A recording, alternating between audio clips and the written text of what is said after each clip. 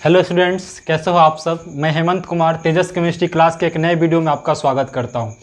Dear students, आज इस video में हम बात करने वाले हैं इलेक्ट्रोकेमिस्ट्री के बारे में। फिजिकल केमिस्ट्री का बहुत ही एक इंटरेस्टिंग और इम्पॉर्टेंट चैप्टर है इलेक्ट्रोकेमिस्ट्री, जिसके बारे में आज इस वीडियो में बात करने वाला हूँ। ठीक है, देखो ये फिजिकल केमिस्ट्री का बहुत ही इम्पॉर्टेंट चैप्टर है इलेक्ट्रोकेमिस्ट्री। तो सबसे पहले हम ये जानने की कोशिश करते हैं कि इस चैप्टर के अंदर आपको क्या पढ़ना है। देखो, इलेक्ट्रोकेमिस्ट्री फिजिकल केमिस्ट्री का एक ऐसा ब्रांच होता है जहाँ पे आप पढ़ते हो in conversion of chemical energy into electrical energy और इलेक्ट्रिकल इनटू केमिकल एनर्जी। मतलब आप केमिकल एनर्जी को इलेक्ट्रिकल एनर्जी में कन्वर्ट करना सीखते हो और इलेक्ट्रिकल एनर्जी को केमिकल एनर्जी में कन्वर्ट करना सीखते हो। देखो, ये चैप्टर थोड़ा सा कॉम्प्लिकेटेड है, हो सकता है आपको थोड़ा सा बोरिंग टाइप लगे। बिल्कुल आप घबराना नहीं, मेरे साथ बने रहना। ये चैप्टर जितना बोरिंग है उतना ही इंटरेस्टिंग भी है। तो आओ स्टार्ट करते हैं इलेक्ट्रोकेमिस्ट्री। देखो, इलेक्ट्रोकेमिस्ट्री चैप्टर हम पढ़ने से पहले सबसे पहले हम कुछ इंपॉर्टेंट टर्म को देखेंगे जो आप क्लास 11th में रेडॉक्स रिएक्शन के बारे में पढ़े हो। उस रेडॉक्स रिएक्शन को सबसे पहले देखते हैं। देखो, इस चैप्टर को सबसे पहले आपको समझना है तो रेडॉक्स रिएक्शन को समझना बहुत ही जरूरी होता है। देखो, रेडॉक्स रिएक्शन क्लास 11th का बहुत ही इंपॉर्टेंट चैप्टर था जहाँ पे आप इसके बारे में पढ़े होंगे। रेडॉक्स रिएक्शन क्या होता है इसके बारे में जानेंगे हम लोग। लेकिन सबसे पहले इलेक्ट्रोकेमिस्ट्री। देखो, इलेक्ट्रोकेमिस्ट्री क्या है? It is the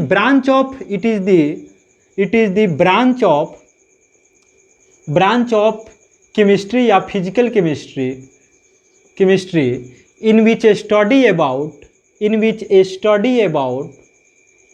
in conversion of chemical energy into electrical energy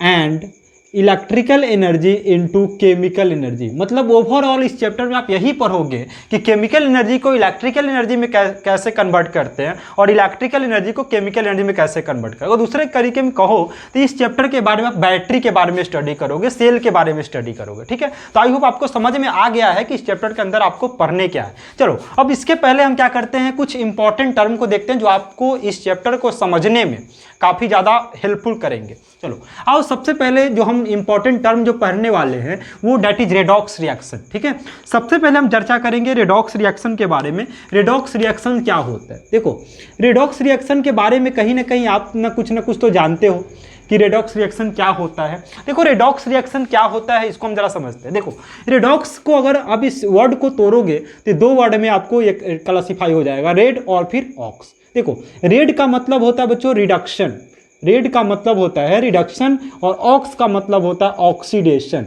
मतलब रेडॉक्स रिएक्शन एक ऐसा रिएक्शन होता है जहां पे रिडक्शन और ऑक्सीडेशन दोनों प्रोसेस एक साथ होता है, उसको आप रेडॉक्स रिएक्शन कहते हो, है ना।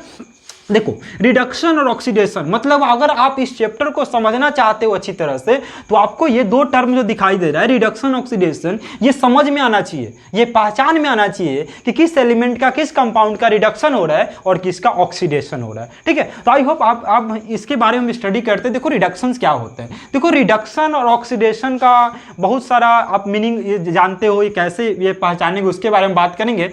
लेकिन अगर ओवरऑल छोटा सा एग्जाम्पल ले, जरा देखो, रिडक्शन और ऑक्सीडेशन को हम समझते हैं एक छोटा सा एग्जांपल लेकर।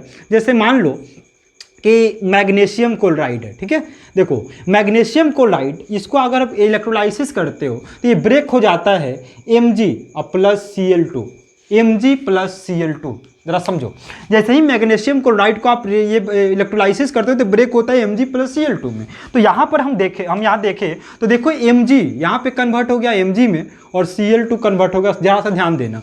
तो यहाँ पर सबसे इंपॉर्टेंट चीज़ क्या है, यहाँ पर हम ये समझना है कि इस कंपाउंड जो कि ब्रेक हो गया दो या दो से अधिक पार्ट में, हम ये समझना है कि किसका ऑक्सीडेशन हो रहा है और किसका रिडक्शन हो रहा है। तो फर्स्ट ऑफ ऑल आप बात करो मैग्नीशियम के बारे में। देखो, अगर हम बात करें कि यहाँ पे मैग्नीशियम का ऑक्सीडेशन नंबर कितना है, देखो यहाँ पे एक नया टर्म आ गया ऑक्सीडेशन नंबर।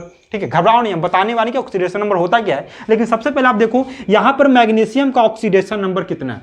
तो सबसे खास बात क्या है कि यहाँ पर मैग्नीशियम का ऑक्सीडेशन नंबर जो होता है वो होता है बच्चों +2। कितना होता है? +2। और यहाँ पे मैग्नीशियम MgCl2, इसमें से Mg हट गया और किस में कन्वर्ट हो गया? Mg में।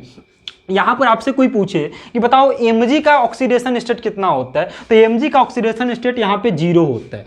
कोई भी एलिमेंट स्टैंडर्ड फॉर्म में, नेचर में जिस फॉर्म में बिलोंग करता है उसका ऑक्सीडेशन स्टेट 0 होता है। उसी तरह क्लोरीन की बात करो तो क्लोरीन पे 1 माइनस होता है, 2 क्लोरीन है, कितना माइनस हो जाएगा, 2 माइनस। और यहाँ पे क्लोरीन जो है नेचर में Cl2 के फॉर्म में मिलता है, तो यहाँ पे इसका जो ऑक्सीडेशन स्टेट होगा बच्चों 0 हो जाएगा। अब जरा गौर करो, यहाँ पर मैग्नीशियम जो है +2 से कहाँ चला गया, 0 में। सारा गौर करो, यहाँ पर +2 से कहाँ चला गया बच्चों, 0। मतलब मैग्नीशियम पे जो चार्ज हो रहा है वो आपका डिक्रीज हो रहा है। देखो 2 से चला 0, तो यहाँ पर चार्ज मतलब ऑक्सीडेशन नंबर डिक्रीज हो रहा है। और यहाँ पर देखो ये -2 से कहाँ चला गया, 0, मतलब यहाँ पे ऑक्सीडेशन नंबर इंक्रीज हो रहा है। जरा समझो, सारा फंडा जो है वो ऑक्सीडेशन नंबर का होता है। अगर आपको ऑक्सीडेशन नंबर समझ में आ गया कि कहाँ ऑक्सीडेशन हो रहा है और कहाँ रिडक्शन हो रहा है, तो आप आसानी से पता कर सकते हो कि किसका ऑक्सीडेशन और किसका रिडक्शन हो रहा है। तो याद रखो, जब भी ऑक्सीडेशन नंबर घट रहा होता है, डिक्रीज होता है, तो हम कहते हैं कि ये आपका रिडक्शन हो रहा है। क्या हो रहा है, रिडक्शन हो रहा है। और जब भी ऑक्सीडेशन नंबर बढ़ रहा होता है तो हम कहते हैं इसका ऑक्सीडेशन हो रहा है। क्या हो रहा है, ऑक्सीडेशन। मतलब आपको ऑक्सीडेशन, मतलब ऑक्सीडेशन का मीनिंग क्या होता है कि जैसे ही ऑक्सीडेशन नंबर इंक्रीज करता है, चार्ज बढ़ता है, तो आप कहते हो उसका ऑक्सीडेशन हो रहा है। और जब चार्ज घटता है तो आप कहते हो उसका रिडक्शन हो रहा है। तो आई होप आपको समझ में आ गया कि ऑक्सीडेशन और रिडक्शन क्या है। ठीक है, चलो अब थोड़ा सा और देखो, इसको बहुत सारे टाइप से आप पता कर सकते हो कि किसका रिडक्शन कैसे होता है, रिडक्शन क्या हो रहा है या फिर नहीं हो रहा है। बहुत सारा उसका फॉर्म है, उसके बारे में आप जान सकते हो। तो अपने एक फॉर्म अभी देखा कि जैसे ही ऑक्सीडेशन नंबर डिक्रीज होता है तो रिडक्शन होता है, ऑक्सीडेशन नंबर इंक्रीज होता है तो ऑक्सीडेशन होता है। देखो सबसे इंपॉर्टेंट चीज कि सर ये बार बार ये बात कर रहे हो oxidation number, what is that oxidation number. और आपने कैसे बता दिया कि मैग्नीशियम पे जो चार्ज है +2 है और क्लोरीन पे जो चार्ज है 0 है, आप कैसे पता करते हो। देखो आई होप घबराओ नहीं, अभी मैं आपको बताता हूँ कि ऑक्सीडेशन नंबर क्या होता है और किसी भी एलिमेंट का ऑक्सीडेशन नंबर हम कैसे पता करते हैं, इसके बारे में चर्चा करते हैं। ठीक है, चलो उसके बाद हम फिर बात करेंगे ऑक्सीडेशन और फिर रिडक्शन की। देखो सबसे पहला चीज क्या है कि ऑक्सीडेशन नंबर होता क्या है। देखो ऑक्सीडेशन नंबर जो होता है एक ऐसा नंबर, ठीक है, ऑक्सीडेशन नंबर, देखो ऑक्सीडेशन नंबर और वैलेंसी में बहुत सारा डिफरेंस होता है, बहुत डिफरेंस है दोनों में, और दोनों में एक नहीं कर सकते हो। देखो ऑक्सीडेशन नंबर क्या होता है, ये कहता है कि charge present in the bonded atom, कोई भी बॉन्डेड एटम पे जो चार्ज प्रेजेंट होता है उसी का ऑक्सीडेशन नंबर कहते हैं। ध्यान देना, हम क्या बोल रहे हैं, किसी भी बॉन्डेड एटम पे जो चार्ज प्रेजेंट होता है वो उसका ऑक्सीडेशन नंबर होता है। जैसे देखो हमने एग्जांपल में देखा अभी थोड़ी देर पहले कि मैग्नीशियम क्लोराइड, देखो मैग्नीशियम क्लोराइड पे यहाँ पे जो चार्ज क्रिएट होता है बच्चों, और यहाँ पे देखो, तो इसको जरा ब्रेक करो तो इसका जो फॉर्मूला अगर ये बनाने की कोशिश करो स्ट्रक्चर, तो इसका स्ट्रक्चर कुछ इस तरह से बनता है, मैग्नीशियम, क्लोरीन और फिर क्लोरीन। देखो मैग्नीशियम क्या है, मैग्नीशियम मेटल होता है और क्लोरीन नॉन मेटल है। इसका टेंडेंसी इलेक्ट्रॉन को अट्रैक्ट करना, तो इलेक्ट्रॉन को अट्रैक्ट करेगा तो -1 और इधर से करेगा -1, यहाँ पे +1 फिर +1। देखो इस पर कितना चार्ज हुआ, +2। ये इसका ऑक्सीडेशन नंबर हो गया। मतलब किसी भी कंपाउंड में, बॉन्डेड कंपाउंड में जो उस पे जो एटम पे चार्ज प्रेजेंट होता है उसी को उसका क्या कहते हैं, ऑक्सीडेशन नंबर कहते हैं। आई होप आपको समझ में आ गया होगा। देखो अब ऑक्सीडेशन नंबर कैलकुलेट कैसे करते हैं वो आपके बारे में बताते हैं। देखो कैलकुलेशन कुछ इसका आपको पॉइंट्स बताते हैं, कुछ रूल बताते हैं कि ऑक्सीडेशन और कैसे याद रखो किसी एलिमेंट का जो आपको जरूरत है। देखो यहाँ पर अगर हम यहाँ पे कुछ रूल की बात करें तो पहला rule, the oxidation number of atom which is present in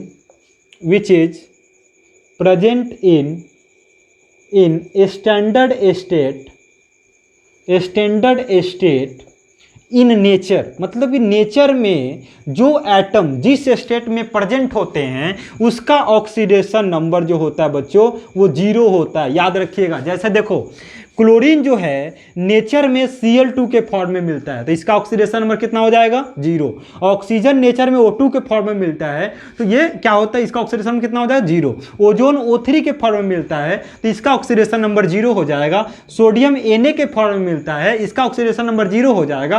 phosphorus P4 के फॉर्म में मिलता है, इसका ऑक्सीडेशन नंबर 0 हो जाएगा। इट इज अब जितने भी एलिमेंट्स हैं जो नेचर में स्टैंडर्ड स्टेट में जो प्रेजेंट होते हैं उसका ऑक्सीडेशन हमेशा 0 होता है। समझ में आया? चलो दूसरा सबसे खास, दूसरा अगर इसका पॉइंट देखें, ठीक है, the oxidation number, the common oxidation number निकाल लो, common oxidation number of group first. देखो आप पीरियडिक टेबल में जो ग्रुप 1 होते हैं, ग्रुप फर्स्ट होता है और ग्रुप 2, तो फर्स्ट ग्रुप फर्स्ट में जितने भी एलिमेंट्स होंगे उनका कॉमन ऑक्सीडेशन स्टेट जो होगा इज +1। ठीक है, common oxidation number of group first elements कर दो, sorry, elements is +1 and second group elements is +2। यानी पीरियडिक टेबल में ग्रुप 1 में जितने भी एलिमेंट्स है उसका ऑक्सीडेशन नंबर हमेशा +1 होता है, और जो ग्रुप 2 यानी +2 जो भी ग्रुप 2 में है उसका ऑक्सीडेशन नंबर +2 होगा। जिस +1 की बात करो, जैसे ग्रुप 1 में देखो सोडियम हो गया, ठीक है, पोटेशियम हो गया, उसका ऑक्सीडेशन नंबर हमेशा +1 लेके चलते हैं। और जैसे ग्रुप 2 की बात करो, कैल्शियम मैग्नीशियम, उसका +2 होता है। ठीक है, तो ये कुछ रूल्स आपको बता रहे हैं, जल्दी फटाफट नोट करो, फिर आगे कुछ और रूल्स बताते हैं।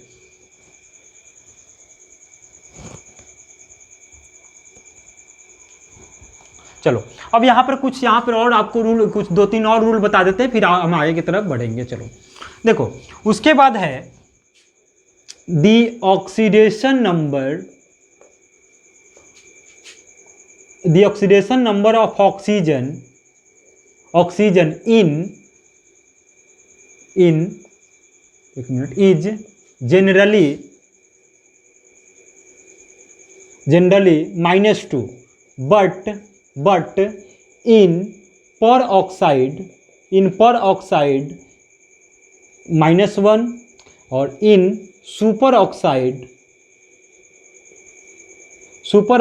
-1/2। जरा समझो इस चीज को हम क्या बोलना चाह रहे हैं। हम ये बोलना चाहते हैं कि ऑक्सीजन का जो ऑक्सीडेशन नंबर होता है वो आपका जनरली -2 होता है, लेकिन पर ऑक्साइड में -1 होता है और सुपर ऑक्साइड में -1/2 होता है। देखो पर ऑक्साइड का मतलब लाइक कि अगर हम बात करें H2O2, ठीक है, इसमें इसका ऑक्सीडेशन नंबर कितना हो जाएगा -1। अगर सुपर ऑक्साइड जैसे लाइक KO2, तो इसमें इसका ऑक्सीडेशन कितना हो जाएगा -2। इस सिर्फ इसी में दोनों में, लेकिन जनरली जो होता है वो आपका -2 होता है। ठीक है, चलो उसके बाद क्या है, the oxidation number of fluorine is generally -1 but OF2 is, but in OF2 is यहाँ पे हो जाता है बच्चों, यहाँ पे हो जाता है -2।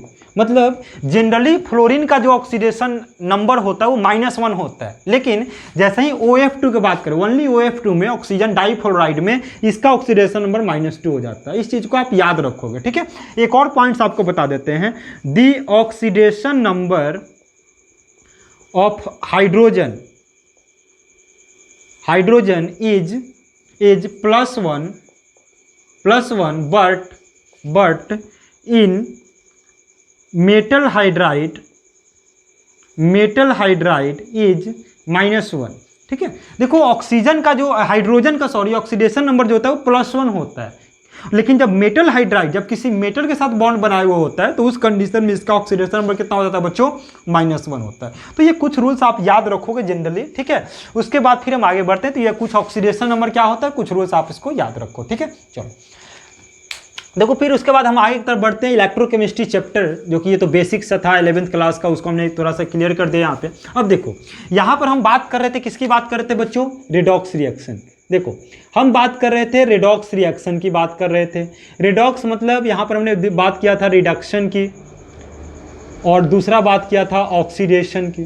देखो यहाँ पर सबसे खास बात क्या है कि रिडक्शन और ऑक्सीडेशन का मतलब क्या है। तो हमने फर्स्ट पॉइंट इसके बारे में मैंने आपको बता दिया कि रिडक्शन का मतलब क्या होता है बच्चों, कि अगर ऑक्सीडेशन नंबर डिक्रीज करता है तो आप कहते हो कि रिडक्शन हो रहा है। और यही चीज़ है इसमें कि ऑक्सीडेशन नंबर अगर इंक्रीज करता है, ठीक है, तो आप कहते हो उसका ऑक्सीडेशन हो रहा है। दूसरा सबसे खास पॉइंट कि अगर यहाँ पे ऑक्सीडेशन नंबर हो गया, इंक्रीज और डिक्रीज की बात हो गया, लेकिन और दूसरा चीज़ है कि अगर इलेक्ट्रॉन का लॉस होता है, अगर इलेक्ट्रॉन को पहले गेन की बात कर लेते हैं, गेन ऑफ इलेक्ट्रॉन, अगर कहीं भी इलेक्ट्रॉन का प्रॉफिट हो रहा है, गेन हो रहा है, ठीक है, तो हम कहते हैं उसका रिडक्शन हो रहा है। और दूसरा चीज़, इलेक्ट्रॉन का जहाँ लॉस होता है वहाँ पे जो ऑक्सीडेशन प्रोसेस होता है, कौन सा प्रोसेस होता है बच्चों, ऑक्सीडेशन प्रोसेस होता है। तीसरा सबसे खास बात, ठीक है, यहाँ पर इस रिडक्शन का मतलब होता है एडिशन ऑफ हाइड्रोजन। जब H2 को आप ऐड करते हो तो इस प्रोसेस को रिडक्शन कहते हैं। और जब एडिशन ऑफ O2 यानी जब ऑक्सीजन को आप ऐड करते हो तो इस प्रोसेस को आप ऑक्सीडेशन बोलते हो। चौथा सबसे खास पॉइंट कि रिमूवल, जहाँ पे ऑक्सीजन का रिमूव होता है, ऑक्सीजन हट जाता है जिस प्रोसेस में, उसको आप रिडक्शन बोलते हो। और जहाँ पे हाइड्रोजन हट जाता है, ठीक है, उसको आप बोलते हो ऑक्सीडेशन। आप चार तरीके से आप रिडक्शन ऑक्सीडेशन को समझ सकते हो, लेकिन इलेक्ट्रोकेमिस्ट्री में आपको चारों याद नहीं रखने हैं, आपको दो चीज़ याद रखने होंगे। ये दोनों बहुत इंपॉर्टेंट है इलेक्ट्रोकेमिस्ट्री चैप्टर को समझने के लिए, ऑक्सीडेशन और रिडक्शन प्रोसेस को समझने के लिए। देखो, इलेक्ट्रोकेमिस्ट्री चैप्टर किसके इर्द गिर्द घूमता है बच्चों, तो ऑक्सीडेशन और रिडक्शन के इर्द गिर्द घूमता है। आपको ये चीज़ समझ में आनी चाहिए कि ऑक्सीडेशन किसका हो रहा है और रिडक्शन किसका हो रहा है, क्योंकि इसमें एक खास बात यह है कि अगर एक एटम का ऑक्सीडेशन होगा तो दूसरे का रिडक्शन जरूर होगा, क्योंकि हम रिडक्स रिएक्शन की बात कर रहे हैं। और रिडक्स रिएक्शन क्या होता है बच्चा, एक ऐसा रिएक्शन जहां पे रिडक्शन और ऑक्सीडेशन दोनों प्रोसेस एक साथ होता है, उसको आप रिडॉक्स रिएक्शन बोलते हो। समझ में आ गया ऑक्सीडेशन क्या होता है, रिडक्शन क्या होता है, ये भी आपको समझ में आ गया। ठीक है, चलो ये आपको नोट करो, फिर आगे की तरफ बढ़ते हैं।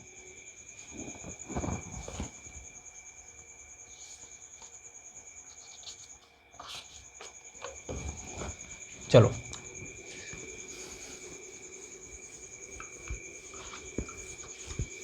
थोड़ा सा हम रेडॉक्स रिएक्शन का एक एग्जांपल लेते हैं और एक साथ हम समझते हैं कि रिडक्शन और ऑक्सीडेशन एक साथ रिएक्शंस कैसे होते हैं। Let's consider a reaction Zn solid plus copper 2 plus aqueous converted Zn2 plus aqueous plus copper solid. जरा सा ध्यान देना बच्चों, यहाँ इस रिएक्शन को देखना। देखो यहाँ पर अपन इस रिएक्शन को लेकर इस चीज़ समझना चाहता है कि क्या इसमें रिएक्शन और ऑक्सीडेशन दोनों रिएक्शन एक साथ होता है। अगर दोनों रिएक्शन एक साथ होगा तो इसको हम रेडॉक्स रिएक्शन का एग्जांपल बोल सकते हैं। तो आओ देखते हैं। देखो सबसे पहले आप जिंक की बात करो।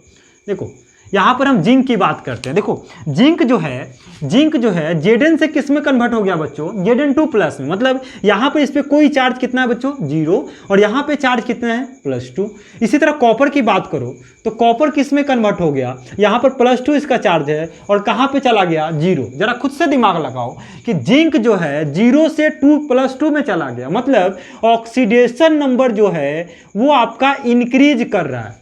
मतलब यहाँ पे जिंक का ऑक्सीडेशन नंबर इंक्रीज कर रहा है। अगर इसी चीज को कॉपर में देखोगे तो कॉपर का ऑक्सीडेशन नंबर जो है बच्चों वो डिक्रीज कर रहा है। तो अभी आपने देखा कि अगर ऑक्सीडेशन नंबर इंक्रीज करता है तो कौन सा प्रोसेस होता है बच्चा, वेरी गुड। अगर यहाँ पर देखो इसका ऑक्सीडेशन नंबर इंक्रीज कर रहा है तो हम कहते हैं कि जिंक का जो है वो ऑक्सीडेशन हो रहा है। क्या हो रहा है, जिंक का ऑक्सीडेशन हो रहा है। और कॉपर 2 प्लस कॉपर, यानी अगर इस चीज को जनरल वे में देखें, देखो ऑक्सीडेशन का मीनिंग क्या होता है बच्चों कि Zn जो है, Zn सॉलिड, इसने क्या किया, 2 इलेक्ट्रॉन को लूज कर दिया और किस में कन्वर्ट हो गया, Zn2 प्लस में। ठीक है, तो यहाँ पे आपका क्या हुआ कि ऑक्सीडेशन नंबर इंक्रीज हो रहा है, तो इस प्रोसेस को आप ऑक्सीडेशन बोलते हो। और देखो इसमें क्या हुआ, Zn के पास जितने भी इलेक्ट्रॉन से 2 इलेक्ट्रॉन बाहर चले गए, मतलब यहाँ पे आपका लॉस ऑफ इलेक्ट्रॉन हो रहा है, इलेक्ट्रॉन का लॉस हो रहा है, तो भी आप बोल सकते हो कि ऑक्सीडेशन हो रहा है। दूसरा चीज देखो, अगर हम कॉपर की बात करें जो कि कौन सा प्रोसेस हो रहा है, रिडक्शन हो रहा है, तो देखो कॉपर में क्या होता है बच्चों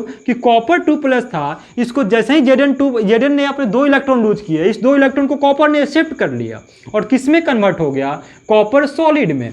कॉपर सॉलिड में तो इस रिएक्शंस को देखो, देखो यहाँ पर 2 इलेक्ट्रॉन को इसमें प्रॉफिट हो रहा है। जब प्रॉफिट हो रहा है तो आप इसको यहाँ पर देखो क्या हो रहा है, प्रॉफिट ऑफ इलेक्ट्रॉन या फिर गेन ऑफ इलेक्ट्रॉन। तो ये प्रोसेस क्या कहलाएगा बच्चों, रिडक्शन। अगर आप इस व्यू से भी देखोगे कि चार्ज घट रहा है, देखो चार्ज 2 से 0 चला गया तो भी ऑक्सीडेशन नंबर डिक्रीज हो रहा है, तो भी रिडक्शन प्रोसेस हो गया। आई होप आपको समझ में आ गया। देखो इस रिएक्शन से हुआ यूं कि ऑक्सीडेशन और रिडक्शन दोनों प्रोसेस एक साथ हो गया, तो आप आसानी से कह सकते हो कि यह रेडॉक्स रिएक्शन का एग्जाम्पल है। आया समझ में सबको? देखो बहुत ही आसान है, ऑक्सीडेशन और रिडक्शन को समझना बहुत ही आसान चीज होता है। चलो इसको नोट करो, फिर आगे हम बढ़ते हैं। चलो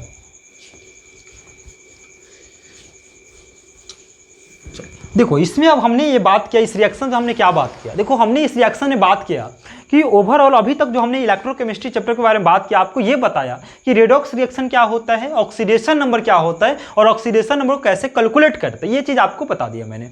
अभी जो मैं आपसे बात करने वाला हूँ, देखो इसमें क्या होता है, इसमें आपको हमने बताया कि इसमें दो प्रोसेस होता है। एक तो केमिकल एनर्जी जो होगा आपका इलेक्ट्रिकल एनर्जी में कन्वर्ट होगा, और इलेक्ट्रिकल एनर्जी केमिकल एनर्जी में कन्वर्ट होता है। यही है इलेक्ट्रोकेमिस्ट्री, टोटल इलेक्ट्रोकेमिस्ट्री यही है। मतलब आपको मैं ये सिखाऊंगा कि केमिकल एनर्जी कैसे इलेक्ट्रिकल एनर्जी में कन्वर्ट होता है और इलेक्ट्रिकल एनर्जी कैसे केमिकल एनर्जी में कन्वर्ट होता है। ठीक है, देखो अब सबसे खास बात क्या है, देखो जब केमिकल एनर्जी, और यहां पर हम दोनों की बात करते हैं, जब केमिकल एनर्जी इलेक्ट्रिकल एनर्जी में कन्वर्ट होता है, जिस प्रोसेस से कन्वर्ट होता है इस प्रोसेस को हम बोलते हैं स्पॉन्टेनियस प्रोसेस। मतलब जब केमिकल एनर्जी इलेक्ट्रिकल एनर्जी में कन्वर्ट होता है तो उस प्रोसेस को हम स्पॉन्टेनियस बोलते हैं, और जब इलेक्ट्रिकल एनर्जी केमिकल एनर्जी में कन्वर्ट होता है तो हम इसको बोलते हैं स्पॉन्टेनियस नॉन स्पॉन्टेनियस प्रोसेस। अब जरा समझो, यहां पर एक नया टर्म आ गया, दो नया टर्म आ गया। सर स्पॉन्टेनियस क्या है, नॉन स्पॉन्टेनियस क्या है? देखो स्पॉन्टेनियस प्रोसेस क्या है? स्पॉन्टेनियस प्रोसेस एक ऐसा प्रोसेस होता है जो अपने आप होता है, मतलब केमिकल एनर्जी अपने आप इलेक्ट्रिकल एनर्जी में कन्वर्ट हो जाएगा, आपको कुछ करने की जरूरत नहीं है। मतलब ये प्रोसेस अपने आप होता है, जो अपने आप प्रोसेस होता है उसको आप स्पॉन्टेनियस प्रोसेस कहते हो। और इलेक्ट्रिकल एनर्जी जो होता है वो केमिकल एनर्जी में अपने आप कन्वर्ट नहीं होता, मतलब आप इस प्रोसेस को आपको करवाना होता है, आपको सेल का यूज करना होता है। तो जो प्रोसेस अपने आप नहीं होगा उसको हम बोलते हैं नॉन स्पॉन्टेनियस प्रोसेस, और जो अपने आप होगा वो स्पॉन्टेनियस प्रोसेस होगा। आई होप आपको समझ में आ गया, स्पॉन्टेनियस और फिर नॉन स्पॉन्टेनियस। ठीक है।